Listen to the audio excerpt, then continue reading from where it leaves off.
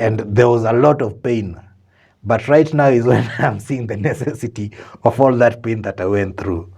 The fact of your existence is the fact of your divinity, the fact of your necessity. Why you're necessary, I don't know.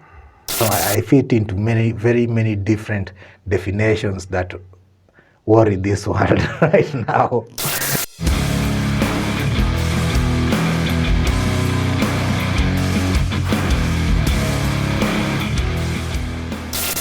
Are you a single mom or a single dad?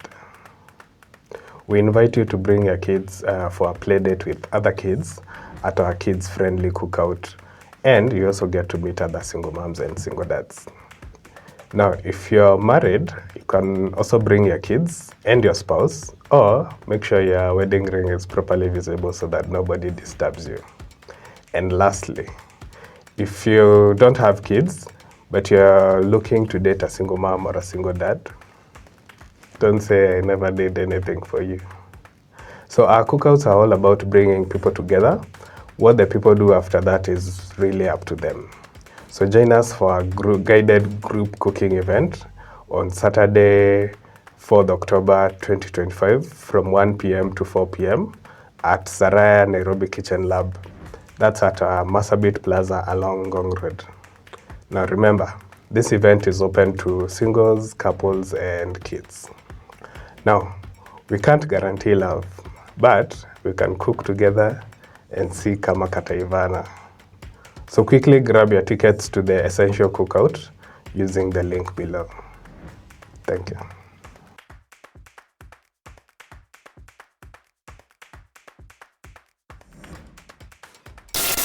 Why do you still grapple with being? That's a question even up to now, I still ask myself, why do I feel this tension? Why haven't I realized myself enough to just be?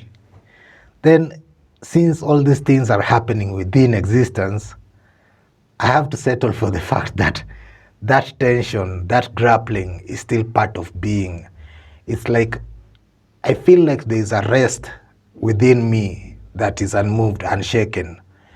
But there's a threshold I have to pass through every time that I exist. There's a threshold that I have to pass through, a threshold of tension for me to reach that certain part where I'm not tense anymore.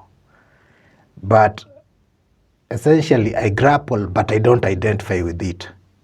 It is there, yet I'm unshaken. It doesn't move me. It doesn't make a difference because I'm complete.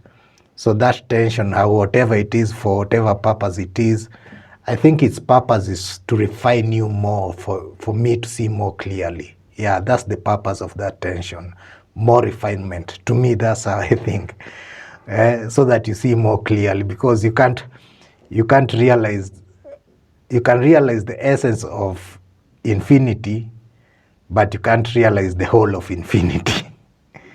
So for you to see more infinitely every time, infinity unfolding every time, there has to be tension, like wiping a glass, wiping a shiny thing so that it shines more and more and more. Yeah. So that's the tension. It's like rubbing a genius lamp for you to see more clearly. Yeah. So then, Yeah. what is the place of tension and stress in life? They have no place in you or in life.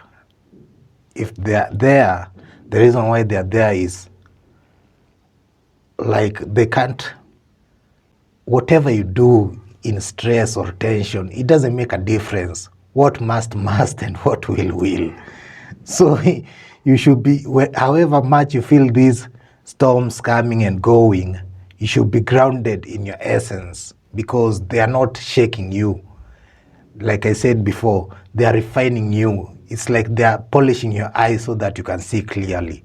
But they are not here to move you or shake you or make you run around aimlessly without knowing what to do.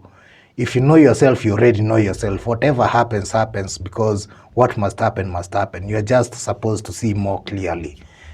Because the reason why we have all these narratives of basically religious narrative, spiritual narrative, is because you're trying to find ourselves amidst the tension.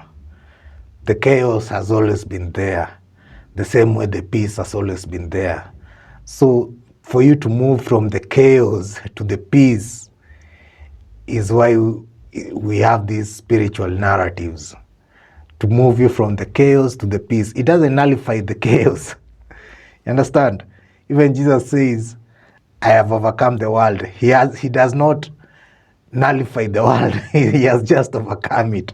So he's not, Jesus coming or Jesus' death on the cross is not going to put all the darkness away. No, it's going to make you grounded in the darkness. You understand?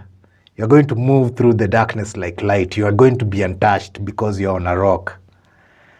I don't know if that answers your question. It does. Yeah. It does in a way.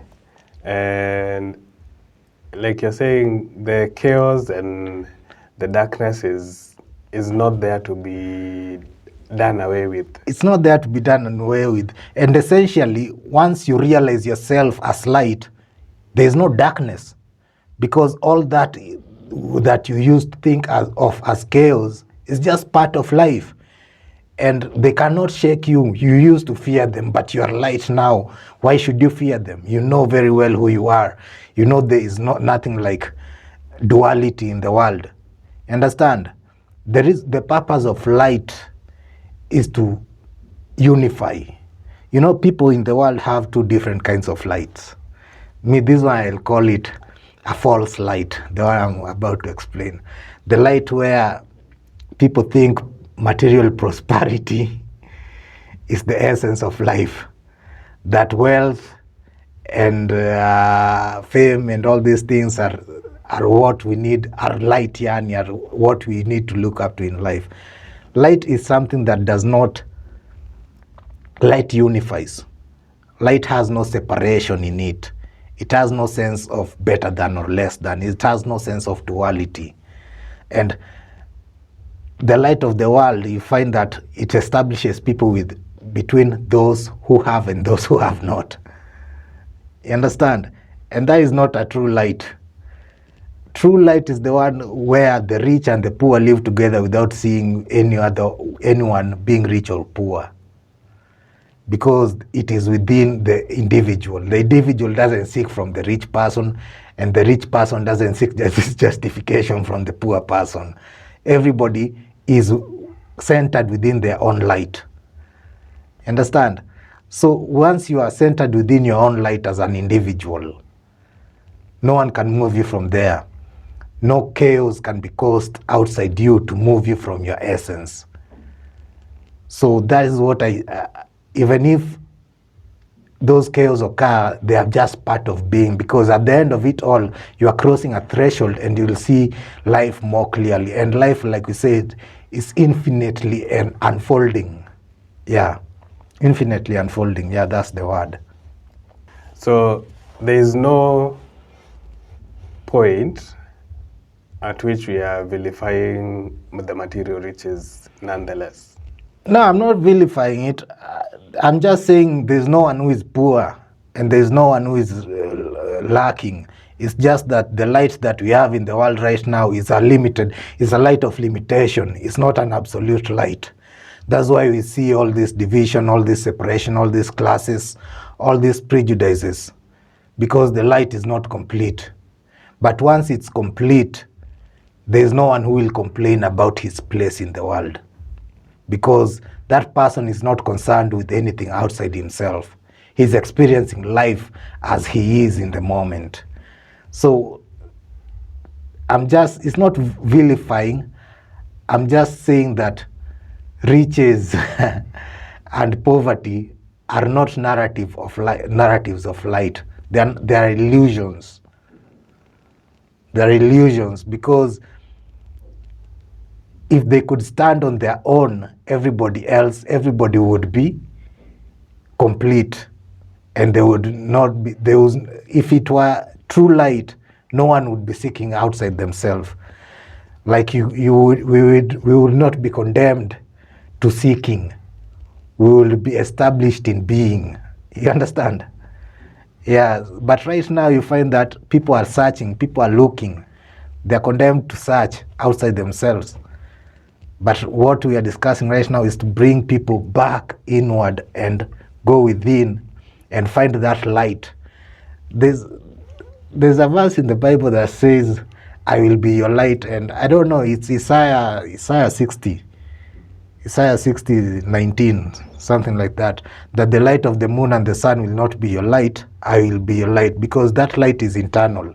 And once you have the internal light, you have the internal compass inside you. What else do you need? You have the internal compass, the direction inside you where you should be and where you should go. What else do you need? Nothing outside you. So the tension is there because we have defined purposes outside us. But once the tension, we dissolve the tension by uniting us with our internal essences, it dissolves. You won't see darkness because you're spiritually upright. The real breakthroughs in life, even in history, the true breakthroughs have been spiritual breakthroughs. Not material, not industrial, not anything, just spiritual breakthroughs, because that is what frees man. The rest, they keep one man on top of the other. But if the entire population is spiritually enlightened, there's freedom. You understand? Yeah. Because the same way, I can give an example. Industrial revolution came with industrialists and laborers and poverty and all those things. It wasn't a full, like they call it enlightenment, but it wasn't absolute enlightenment. But when you look at the breakthroughs of people like Martin Luther, the first one, the German, he challenged the authority of the church and the state on the spiritual authority to the citizen. You understand? So the citizens gained spiritual autonomy after Martin Luther. And that's when all the Protestant churches came about and everything. You understand? Because they could read for themselves the spiritual books and understand for themselves. But right now we are still, it didn't make that breakthrough absolute. We are still headed through an evolution, a spiritual evolution, where each individual is going to realize himself as light, which to the point that when you are reading the Bible, you're actually seeing yourself. You're not being directed by the Bible. You are seeing yourself. The light within you is relating to the light within the Bible. You understand? But you're not relying on the Bible as the ultimate authority. There's a difference. Because as the essence of all these spiritual narratives is to bring everybody back to God. You understand? Not via a certain entity like a book or a person or anything, but essentially back to God. Yeah. The reason why I raised that Yeah. is because traditionally, Yeah. Spirituality and religion has been sort of associated with poverty and humbleness and meekness, you Yeah. know, with idioms, or are they called idioms? Someone said opium of the poor. Yeah, exactly. That's the But that is the literal understanding of the book. Mm-hmm. That's not the spiritual understanding. You're looking at the book with literal eyes, material eyes. But the book is supposed to be read with spiritual eyes. You understand? When you humble yourself, it doesn't mean that you accept poverty, that you accept to be mistreated, that you accept to be misaligned. No, you align yourself to God. And to align yourself to God is not to align yourself to poverty. There's a difference. You understand? So material eyes will see that when they are not seeing spiritually actually, but they are reading the words, they are taking the words literally for what they say. These are not words for the flesh. Those are words for the spirit. And if you understand something like blessed are the poor in spirit, for they shall see God. Understand? The poor in spirit doesn't mean the person who is poor. It means the person who knows himself as nothing. He has no spirit. It is God who has spirit. So when he has humbled himself, he will see God because he has reduced himself to nothing, so that what fills him is God. And that's how you see God. You understand? It's not about literal. Don't take these books literally, because that's a dead end. You will never see. But you have to relate with yourself as per your experience, not as per the definitions you have been given by the world. The world is a material entity, and you are a spiritual being. Whatever your spirit is clothed in is dust.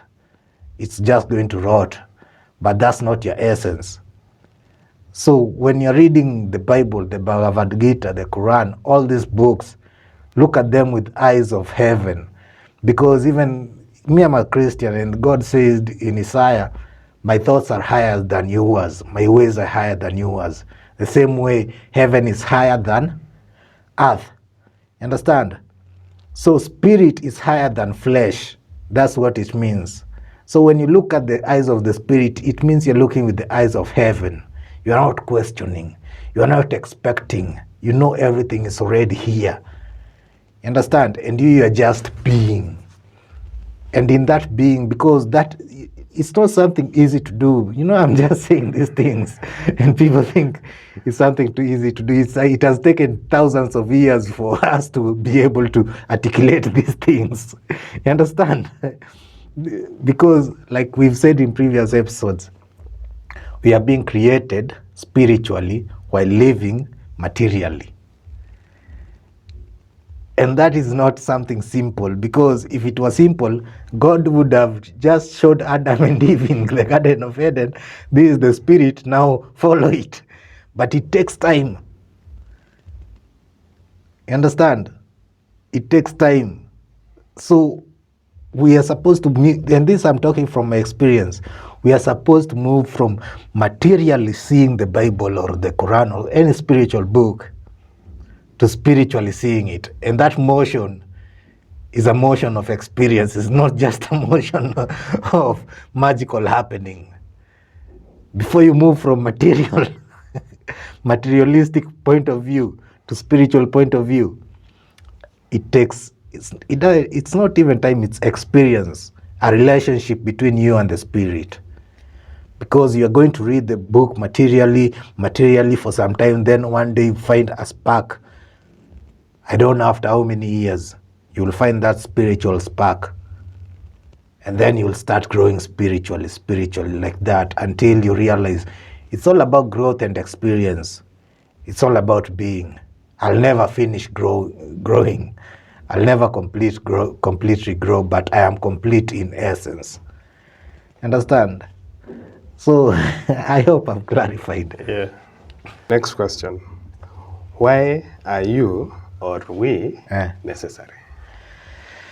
That is a question that only God knows.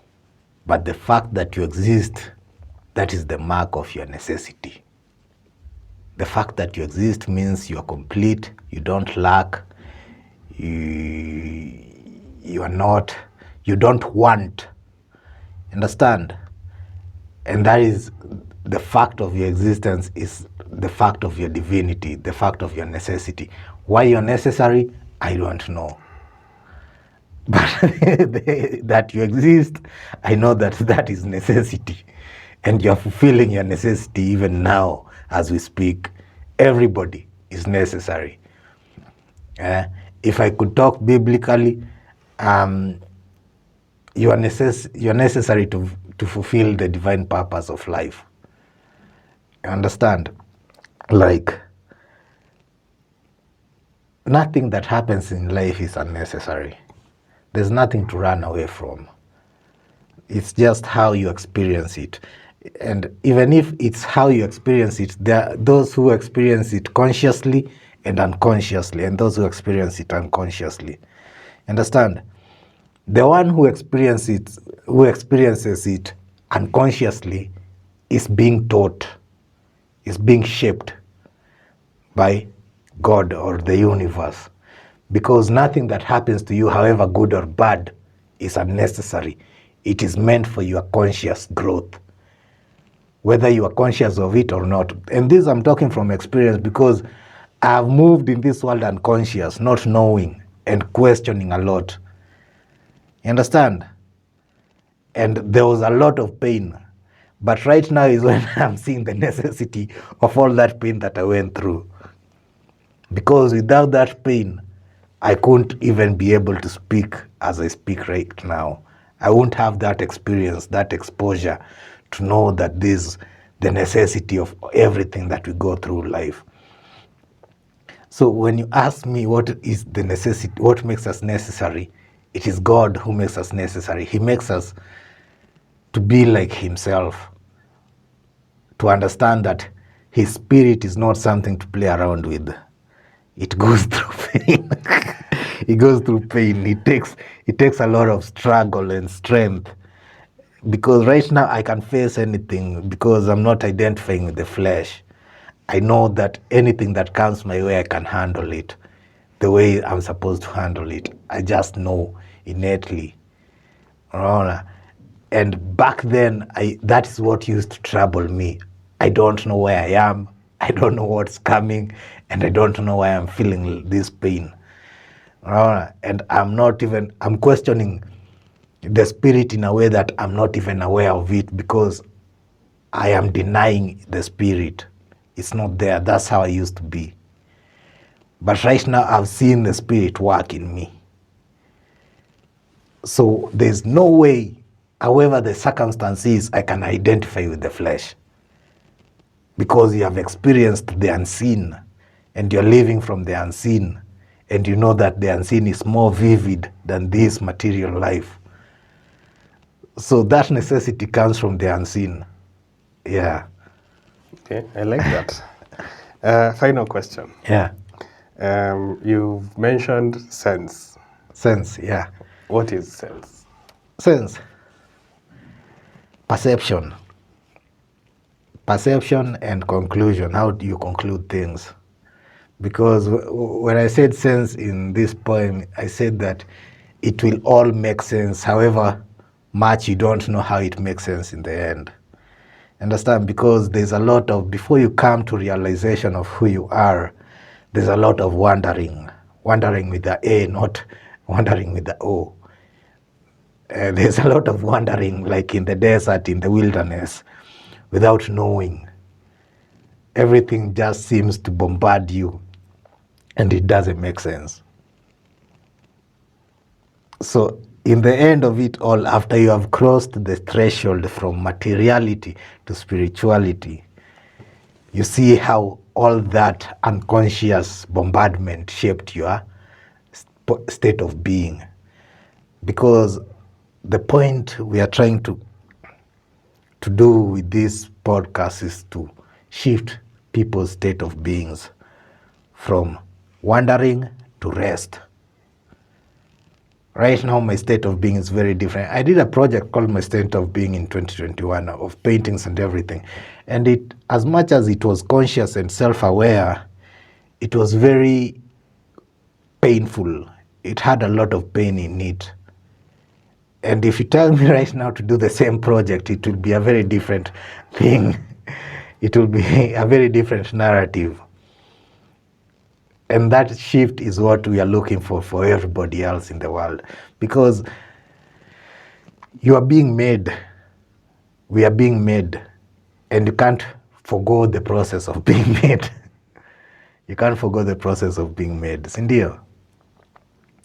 So, for you not to wallow, not to cry, not to complain to God, even if you complain, you will still be made.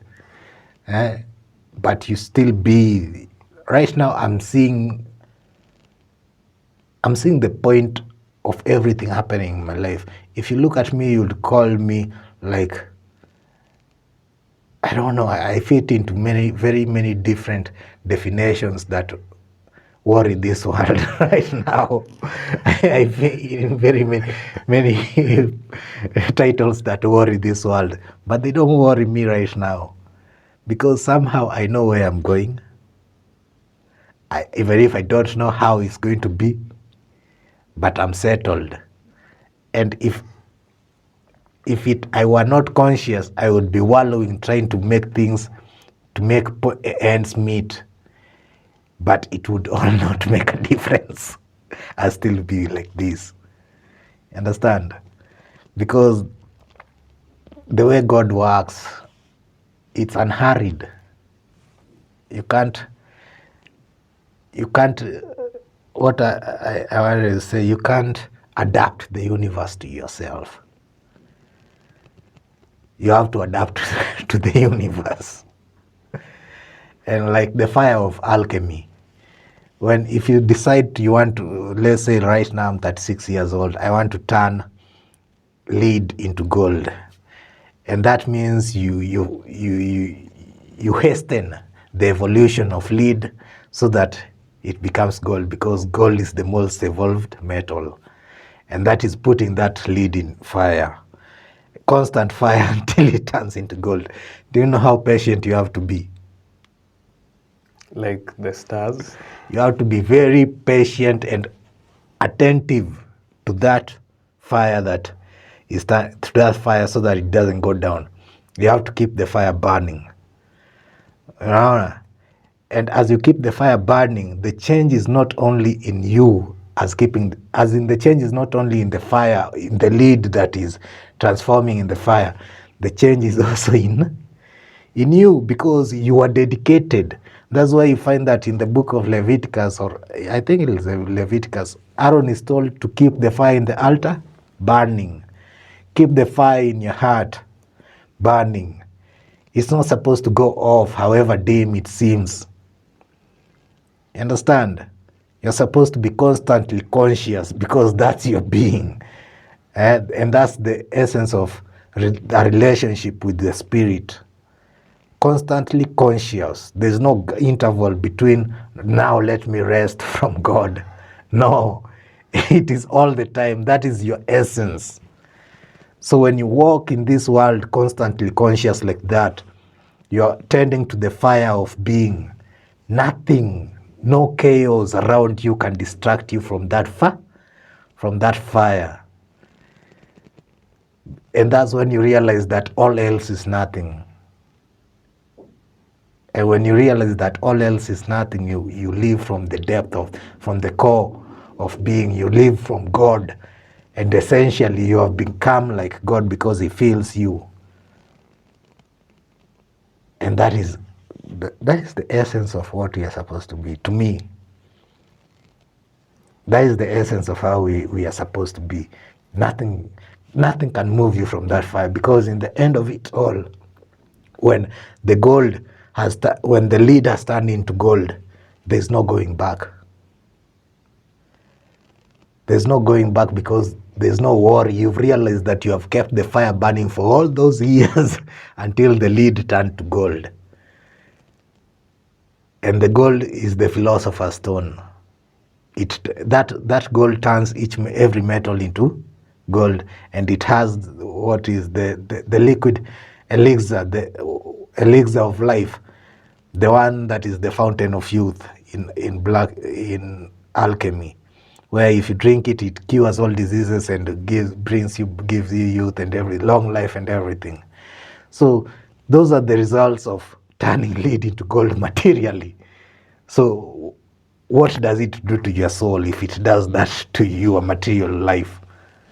What does it do to your soul? There's no going back once you reach that point. And that is the philosopher's stone living. That is the philosopher's stone that is in alchemy. But in Christian mysticism, we call that the Christ. The Christ living in you. Once you realize the Christ in you, you see the Christ in everything, even the stone. And there's no tension anywhere. Yeah. Simply be. Why do I grapple with being rather than just being? Why do I not simply resonate with existence? Or is my tension part of it A presence fully realized still breathes, pulses, expands and contracts. For a still flame flickers, a river flows, for it is its nature too. Its tension an integral part of being, an expression of necessity, yet there is nothing to run from, nothing to dissolve, but all to embrace. Necessity follows necessity, and that is how the apparent needs are met. How stressed minds, tight with unmet expectations, relax. Flow with yourself, your being, your desires, your ignorance. It all adds up to sense. Whether you like it, you see it, or not. Your theatrics, they are part of the flow, so settle in your being. For all that you are, all that you experience as an expression of being is an expression of necessity. You are necessary, a necessity for life. So don't ask why you grapple with being. It simply is a part of being. So be. Thank you.